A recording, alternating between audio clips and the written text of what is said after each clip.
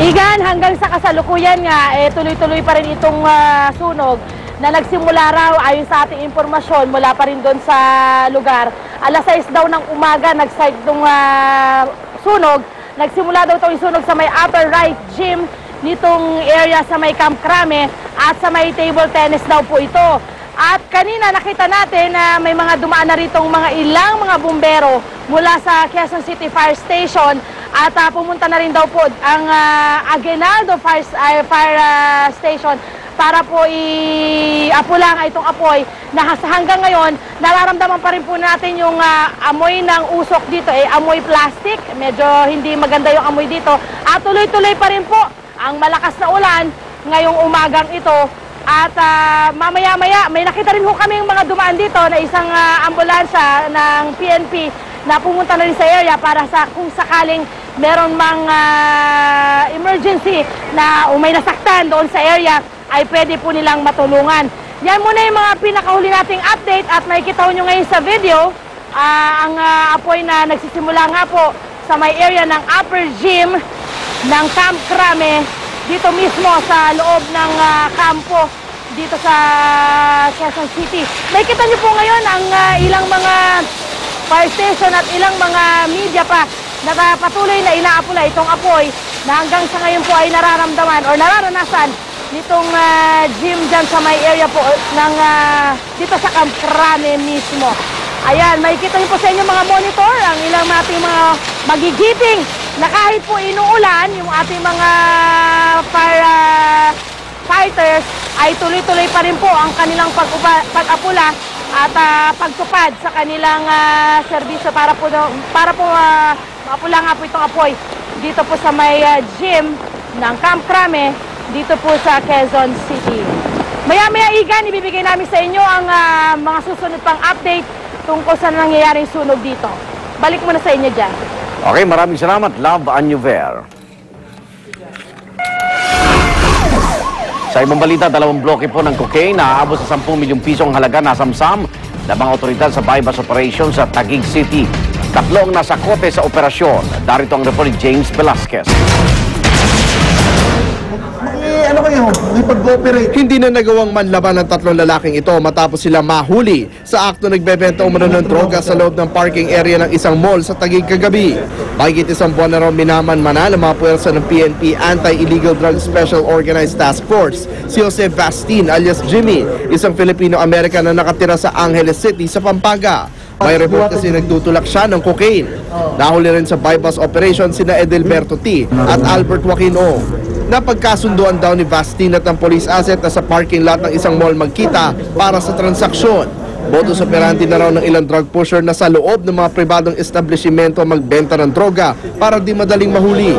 Kaya nang makita ng asset ng droga, agad inaresto ng mga pulis sa mga suspect. Nabawi mula sa operasyon ang 2 kilong cocaine na pinag-iinalaan galing Samar, mga cellphone at ID ng mga suspect at ang marked money na ginamit ng police asset.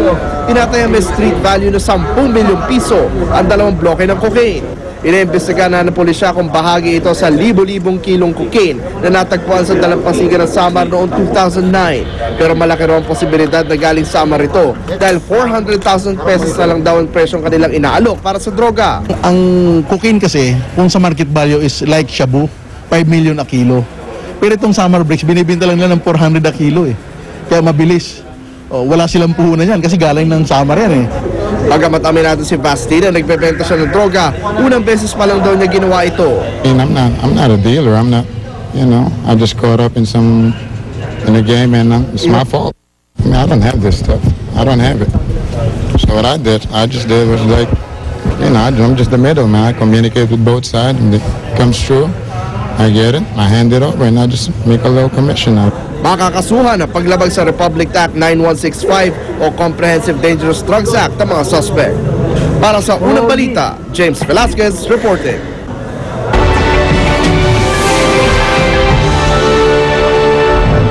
Isang pawikan aksidenteng nalambat ng mangingisda sa China. Tinatayang nasa 100 kilo ang timbang ng pawikan at may habang mahigit 1 metro. Sa sobrang bigat, kinailangan pa itong pagtulong-tulungang buhati ng 4 na tao. Binuhusan din ito ng tubig para hindi mauhaw.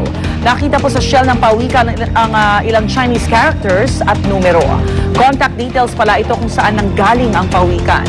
Agad din naman nilang pinakawalan ang pawikan sa laot. Sa Thailand, chimpanzee pinapainom ng gatas sa bote ang ilang tiger cubs sa isang zoo. Sa loob ng mahigit isang taon, araw-araw daw itong ginagawa ng 2-year-old chimpanzee na si Dodo. Ayon sa trainer sa zoo, sadyang hindi natatakot si Dodo sa mga tigre. Madalas pa nga raw itong nakikipaglaro sa tiger cubs na lubos namang kinakaaliwan ng mga bisita sa zoo. Sa kabila ng maganda nilang samahan, darating ang panahon na magkakahiwalay din ang magkakalaro. Kailangan kasing ilipat sa mas malaking enclosure ang mga tigre kapag lumaki na ang mga ito.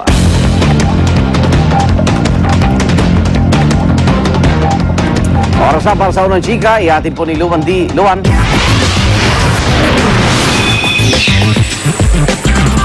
Thanks, Egan.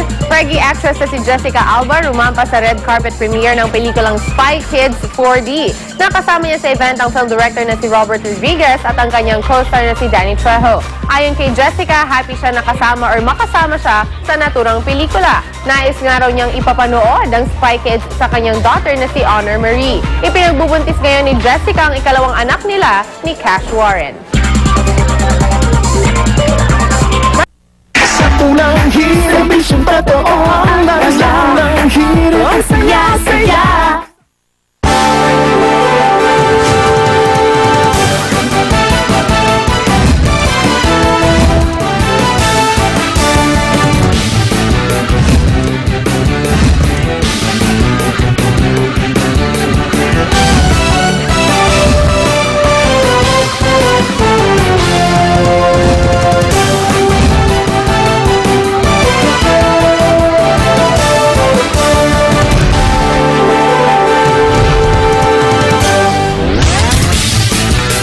Magandang umaga mga kapuso, ako si CJ Torida. At ako naman po si Joy Segui.